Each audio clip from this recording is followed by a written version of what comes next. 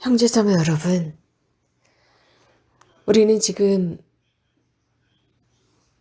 연중 마지막 주간을 지내고 있습니다.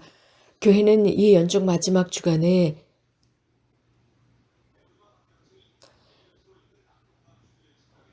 신자들로 하여금 최종적인 것, 마지막적인 것을 준비할 수 있도록 우리들에게 교회는 독서를 제공하고 있습니다. 그래서 소위 말하는 마지막 현실에 관해서 묵상하도록 하고 있습니다. 어떤 사람들이 이런 것을 종말이라고 언급하기도 하고 또 이런 최종적인 현실을 최후의 심판의 시간이라고도 합니다. 이런 식으로 사람들은 각자 자신들의 관점에 따라서 그 시기, 그 시대,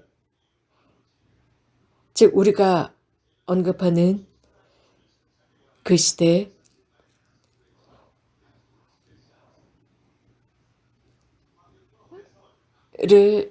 우리들의 어떤 외적인 다른 색깔로 언급하고 있지만, 그렇지만 예수님께서는 이러한 부분에, 이러한 시대에 관해서 우리들을 놀라키지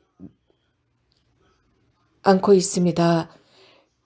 즉 예수님께서는 그 마지막 시대에 너희들은 속지 않도록 조심하라 라는 말씀을 하고 계십니다. 여러 예언자들이나 여러 사람들이 나타나서 여러 다양한 예언들을 하고 여러 재앙에 가까웠다라고 할 것이다 라는 말씀을 하시면서 예수님께서는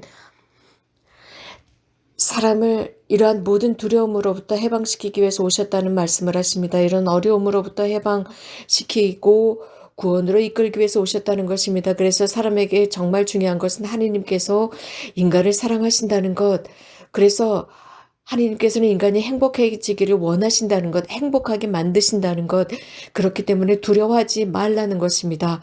아무것도 두려워하지 말라라는 말씀을 하시는데, 이 복음에 관해서 잠깐 묵상해 보도록 하겠습니다. 많은 이들이 성전에 기도하러 왔습니다. 그리고 그 성전의 아름다움을 보고 감탄했습니다. 우리가 이미 역사를 통해서 아는 바와 같이 또 성경이 묘사하는 대로 그 성전은 매우 아름답다는 것입니다. 세 번째 성전입니다. 그래서 대헤로데가 지은 세 번째 성전으로서 예수님께서 태어나셨을 때 어린아이들을 죽였던 바로 그 왕입니다. 그리스도께서 태어나기 전 성전이 거대한 화려한 성전이 지어졌습니다. 그리고 그 성전을 새롭게 리모델링합니다. 그러나 그 성전은 이미 파괴되었고 그래서 다시 세 번째 성전을 짓게 됩니다. 이 대헤로데는 이 성전을 짓기 위해서 매우 많은 노력을 했고 많은 건축자재, 화려한 건축자재, 가장 아름다운 대리석 등등으로 이 성전을 화려하고 성대하게 지었습니다. 그러므로써 하나님께서 그곳에서 희생제물을 받으시고 거기에서 찬송받고 참여받으시기를 원했습니다. 그래서 사람들이 그곳에서 예물과 봉헌과 차원예물을 드리도록 했습니다. 역사가들은 이렇게 언급하고 있습니다. 이 세 번째 성전이야말로 많은 황금으로 꾸며졌고 또 포도알들이 장식이 되어서 주님께 드리는 예물들을 표현하고 있었다고 전하고 있습니다. 주님께 드리는 봉헌 예물들을 표현하고 있었습니다. 이러한 포도알, 포도송이 등들은 인간의 열매를 의미했습니다. 그래서 그 모든 것들을 황금으로 만들었습니다. 여러분들 상상해 보십시오. 그 많은 포도송이들이 황금으로 만들어짐으로써 얼마나 화려하고 찬란한 성전이었겠습니까? 그럼으로써 이것을 신앙으로 드러냈습니다. 많은 사람들이 그 성전을 보고 감탄했습니다. 예수님께서는 이렇게 성전을 보면서 감탄하는 그들에게 이런 말씀을 하셨습니다. 너희들이 보고 있는 저것들이 돌 하나도 다른 돌 위에 남아있지 않고 다 허물어질 때가 올 것이다 라고 했습니다.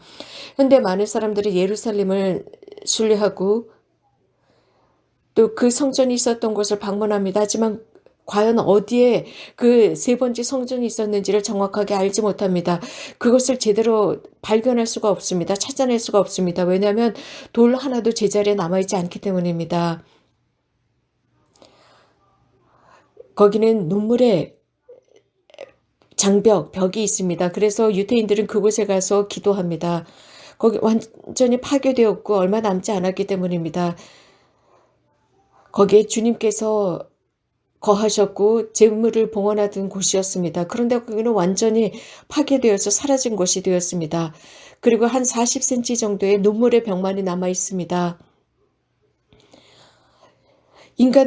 사람은 그렇기 때문에 그 화려하고 성대했고 찬란했던 성전을 상상만 할 수 있습니다. 이러한 모든 것들이 사라진 상태입니다. 파괴되었습니다. 없어졌습니다. 더 이상 볼 수 없을 것이다 라고 예수님은 예언하셨습니다. 그렇게 이런 말씀을 하셨기 때문에 예수님은 당시의 유대인들로부터 미움을 받았습니다.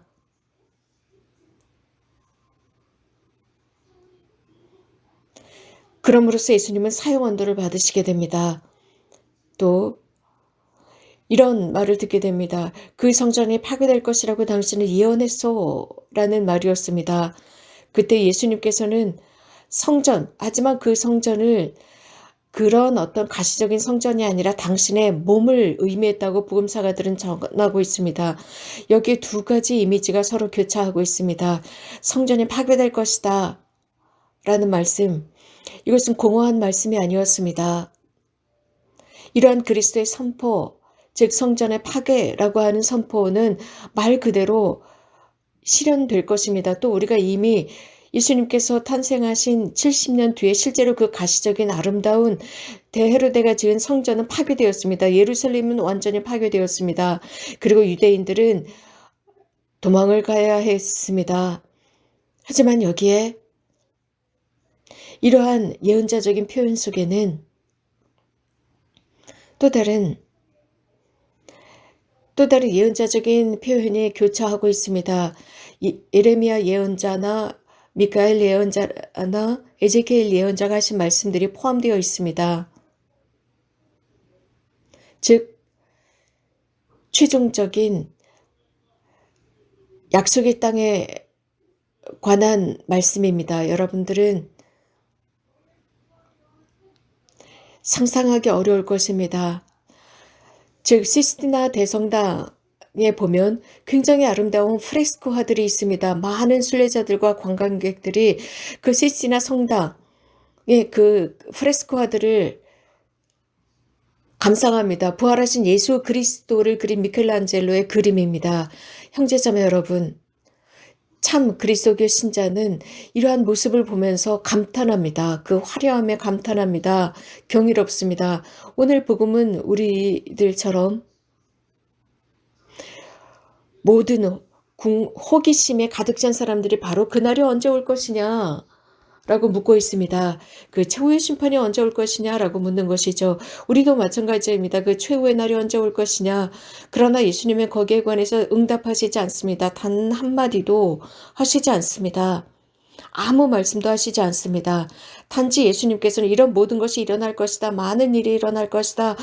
많은 여러 가지 일들이 일어나면서 이런저런 사람들이 내가 바로 그다 라는 말들을 할 것이다 라는 말씀은 분명히 하십니다. 그래서 그런 고통스러운 묵시적인 상태가 일어날 것이라는 것, 지금 우리가 살아가고 있는 시대도 이런 묵시적인 세상이 아닌가 싶습니다. 얼마나 많은 전염병들로 인해서 사람들이 분열되었고 또 알지 못하는 많은 여러 가지 것 때문에 사람들이 공포에 질려 살고 있습니까? 전쟁만을 생각해 보아도 그렇습니다. 이 속에 얼마나 많은 원수지간과 불안과 공포가 만연되어 있습니까? 많은 여러 가지 것들이 있습니다. 그래서 또 우리가 겪고 있는 많은 재앙과 어려움들, 지진과 홍수와 이런 것들이 있다고 해서 최후의 날들일까요? 그러나 저는 여기에 관심이 없습니다.